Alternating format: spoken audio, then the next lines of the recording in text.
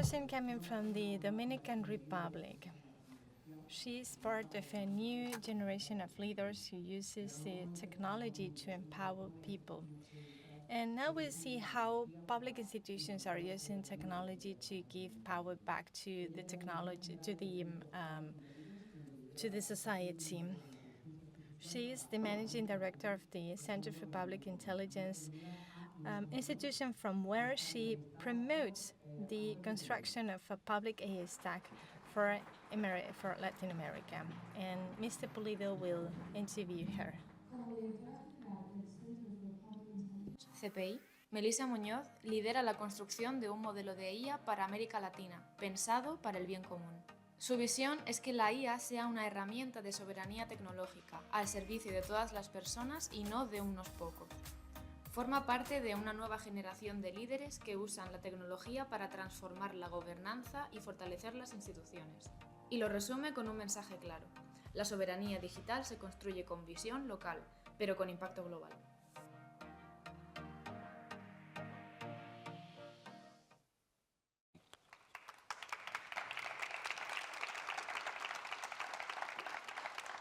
Bueno, nos habéis pillado aquí cogiendo agua. Estamos un poco nerviosos, pero nuestro... We are a bit nervous because it's our first time in Empedera. You're super seasoned, super experts, with a great moderator, with a great MC, Mary Streep, 22 Academy nominations. But now this is a new table. You're talking about the public administration, the government. In this edition, we're seeing that technology is everywhere in our life, in government, in dialogues, in our personal life, in the work life. But then we cannot forget about the government, the institutions that have to take progress everywhere to everyone, especially those who are most vulnerable in our regions, in our countries. We cannot be Eurocentric anymore. So we'll be talking about Latin America. In Cyber Voluntarios, we have Cyber Voluntarios Network, a project that is trying to create a global network of co-governance where Latin America plays a key role. So artificial intelligence is creating a specific service for Latin America. So you work for the public administration, for the government. You led the first national strategy of artificial intelligence for Latin America and the Caribbean. So what lessons did you learn and what can you use it? Thank you. This is my first time in Empedera. Maybe, well, I hope it won't be the last one, Yolanda. We are always open to this type of spaces. We want to make everyone aware of how this sensitization process is very important from the Center of Public Initiative. So I have a long career in the government because I started out very early in my life in the Dominican Republic. I started working for the government's Office for Technology, Communication and Information, the OCTIC, that leads all the digital transformation process in the country. So when I started out, I had a very social background because I studied political sciences and international relations. I am a big fan of the United States. I'm not a technical person at all, but I wanted to find solutions to problems and how to do things differently and things like that. So when I then sat down with a bunch of developers, I got frustrated. I don't know if you've ever worked with technicians, but it's very difficult for them to bring about something good and new and people-focused. So it was hard for me, but I learned something from it. I didn't want the developer to say, no, because this is going to take 7 months. Okay, 7 months. So at the end of the 7th month, nothing was done. The developer had done nothing, And then he did everything in less than 1 month. So I said, well, okay, this is not as difficult as you said at the beginning. I don't get it. So that's when I decided to learn it myself. And everything I found was magnificent because I thought I can use this to rethink the way we do public policies and the way we work at the government. I like things happening, and I have a brilliant team. And so we launched the National Strategy for Artificial Intelligence. Imagine the Dominican Republic is a very small island, 10 million people. 2023, nobody had an articulated, or a few countries only had an articulated strategy, no one in the Caribbean. So that put us in the spotlight. And so everybody started looking at us and how we were doing it. But I don't want to make this story very long. I just want to tell you how we did this and how it is leading my life today. All the public institutions in the government are looking at how to solve problems with an app, with a chatbot, with a reform, with a policy. They all work in silos. When they're trying to solve a specific problem, they think about it within just one ministry. They solve a problem in education, let's say. So the Ministry for Education solves it, and then they put money on it, and they solve something related to the education world. And then in the Ministry of Finance, they work on financial reforms, and that's it. They work in silos. And we have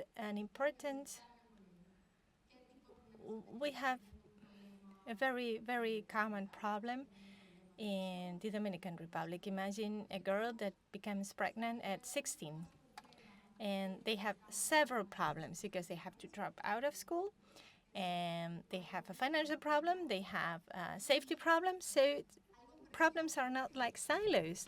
One person can have multiple problems at the same time. So all these policies need to be interconnected.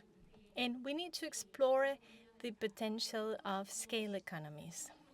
For those of us who work on public policies, when we find this wonderful concept, I come from a context where the government doesn't have any money. I don't know how it is, what it is like in Spain.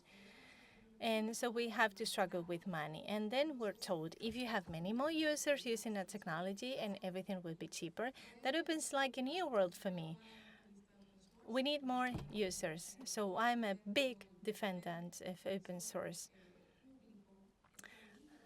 because it opens up a new ecosystem with added benefits. It's like vendor lock-in. It doesn't happen anymore. And then you can share the costs. You can lead the race towards the sovereignty. And then it opens up a new array of concepts: digital public goods, digital public infrastructure. It just means using reusable software blocks to make digital transformation easier. In DPI, deep public infrastructure, means using that software, that open source apps that are already there, that already exist, so that the rest of entities doesn't have to build them anew. It's like building a road. Everybody can use the same road. If I'm building an app, I want other ministries, other public entities to use the same app. And that relates to digital identity, payment gateways, interoperability, data exchange. We have those four basic DPIs. And this translates as follows. Imagine we have a certain ministry that wants to launch an online service. And for that, of course, the user will have to authenticate, will have to pay for it if it's not free. It will have to get data from other institutions, so we need interoperability. So that public institution was investing on comprehensive software. Well, the same software can be used for other entities. We have duplicated software applications. But open source allows us to use replicable blocks in the software that other ministries, other public entities can reuse instead of building them from scratch. So let's talk about some of those concepts. And tell us about the Institute, the Center for Public Infrastructures.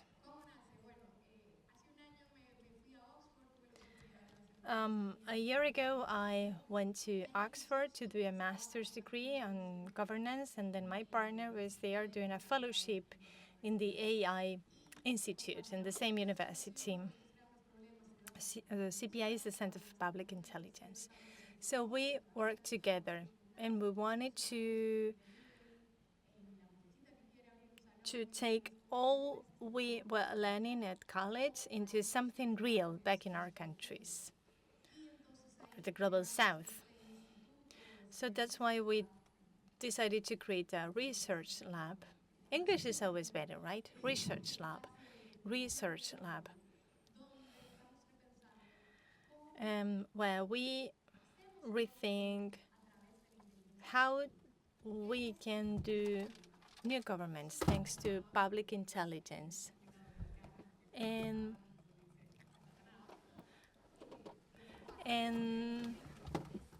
sometimes we are slow in the Dominican Republic. We want to create all these, we want to transform this AI into tangible material things. For instance, the new internet, the new electricity supply, a new revolution, a real new revolution to the world.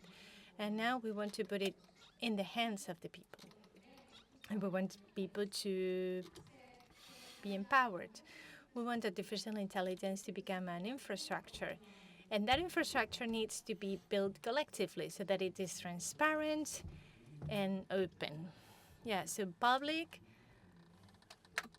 entities, artificial intelligence, and reaching everyone. This is like the melody when we need the voice of the Caribbean, the Dominican Republic. And let's talk about the concepts you mentioned earlier. Citizens, collective digital sovereignty, and you have technology sovereignty, technological sovereignty, citizens, digital sovereignty, and public technological sovereignty, right? Of course. To me, digital sovereignty means that every country has the ability to understand its technology, what it is, how to use it, how it's made, and to be able to decide on that technology. So we are speaking about talent, but we're also speaking about good governance of that technology. Regarding AI, that is the most trendy AI that opens up to new opportunities, and it gives the new opportunity to new infrastructure that can lead to new revolution in the world. In a world that is marked by America first, where we have countries from the global north and so on. And that's also our approach, our perspective in Latin America. So there is a lot of AI, but what about us? How do we move from users to active players in that industry? I think that's an opportunity for Latin America. How can we also build on that? As I said before, the alternative we have is to build this as an ecosystem with an open AI we can share. And let's explore more about that. I would like you to go into the details of Latin America. This notion is very important, not only for Latin America, it also applies to other regions that are not in the global north. So why is it important to think of a model that does not depend on other options? And there I would like to know more about the public air stack. Why is it so important for Latin America? Why is it important to think on this, to reflect on this from Latin America? It opens a new world of opportunities that the region is not harnessing.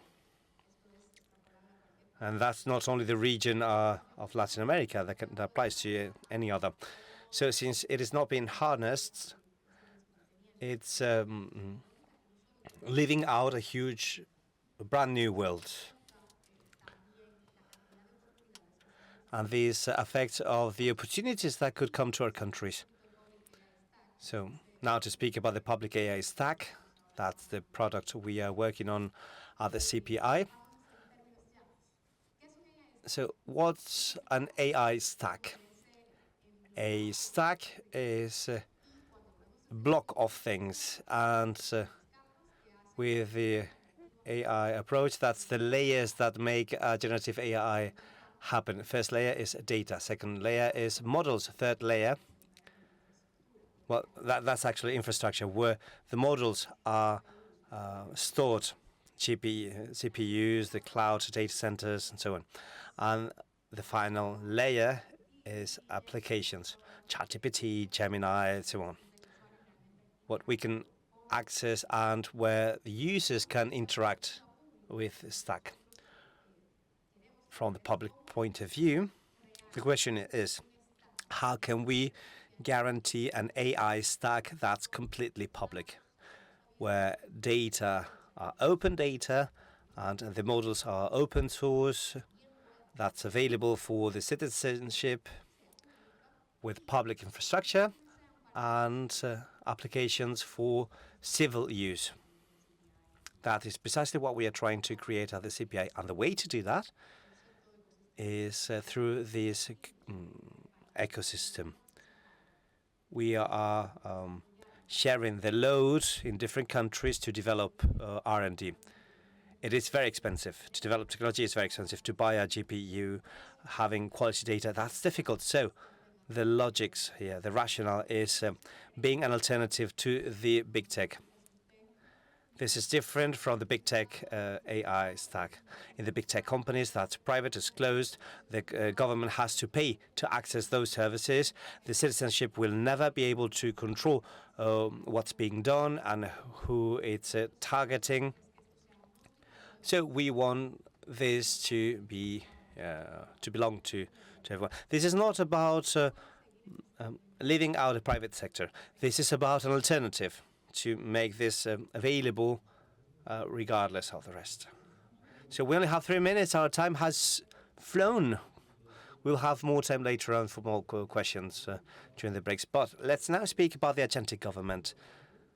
That's a very powerful idea on how not only to automate the public concept, but to think ahead and to customize public services. I want you to give us examples on how the agentic government can impact the daily lives of citizens. Okay, so there's the agentic government and all that. And before that, let me say, what we define as agentic government at the CPI is that the citizens can deal with AI directly to do together services. The first thing we are developing is the Open CPI. That's the Copper West project. We are still working for the Dominican Republic, and we wanted to create an AI that's able to run services. By doing that, we realized how many problems we can find in such projects in Latin America. That we don't have robust public infrastructure. And then we reach the second stage. Apart from this CPI interacting with the citizens through verifiable credentials, it works with identity, digital identity problems, roles definitions, permits, and also to come up with a software catalog. And then the AI with the catalog on public services available on digital can run services through that.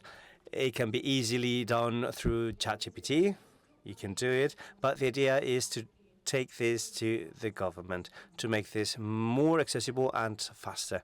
The whole point about this is to help citizens have a friendlier experience with the state. So this is not about getting a certificate that takes 3 hours or requesting here and then getting a response from our request and then so on and so forth. So how can we skip all that red tape? How can we make the government be something that is not a pain in the neck, but something that can make us our lives easier? And it can take public services to millions of people throughout the world that are far from the state. People who are very far from public administration. So here in Europe, we have this social security around the corner. And in Latin America, the situation is very different. So let's think outside the European vision. And that was very interesting. Now we can move on to the questions. We have 5 minutes for questions from the audience.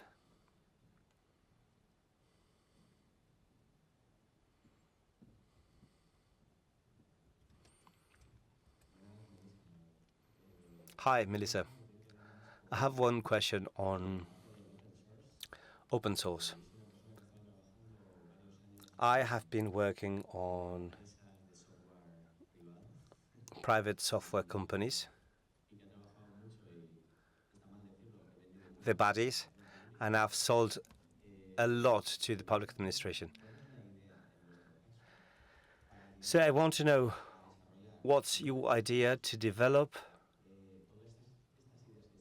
all these ideas on open source in a safe way? Do you have public developers, such as civil servants? Or do you have partner companies? Or do you have a partnership with other countries? Or how are you going to do this? Well, first of all, thank you. And that's great that you know of open source. As I said before, this project was launched this year, and the idea is to have a fully accessible stack from any repository. The GOP West has now the first phase code. So it is now available with its due license. There are several publications. It's been updated. It has all the necessary licenses, and the idea is to open up the contributors policy at a national level in the Dominican Republic. And then the idea is to publish all this as a part of a modular stack where other countries can also access that code. We want to open up the contributions to all the AI stack, mainly aiming at the applications, but that's an ongoing process. So if you want later on, we can discuss it and so on. We are a non-profit. We are not from the public sector. We have 7 developers in our team. We are also working with a university that's doing all of the R&D project, and they approached us for this project, and we have the support of the CPI technical staff. The idea is to replicate the similar structure in other Latin American countries. Do you have time for one more question? Yes. Hi, Melissa. My question is as follows. I like this style you are trying to have with open source AI, which is very important nowadays for the public structure. But there is that step. You said you are a non-profit and you're still not working with public infrastructure. So I would like to know what's missing. What does it take for a government to accept using those technologies? Wow. What's missing? Antonio had other questions we didn't discuss. The challenges to this vision. The first challenge is talent. In Latin America, we are lacking a lot of training. We need to have a better understanding for more empowered citizens who know how to demand what they need, and they can demand technical aspects. As I was trying to do with the government. So we need talent. We need budget, because working with AI takes a lot of money, and quality data. How can we make our data as we should? But the first and the main and the sole problem there actually is will. And how do you find political will? That's a usual question in political science. People think that it's up to the civil servants or the president to decide. And that comes from the public agenda. And the public agenda comes from the citizens who vote. So, citizens, I have a clear message. Learn from this. But I demand you to do that.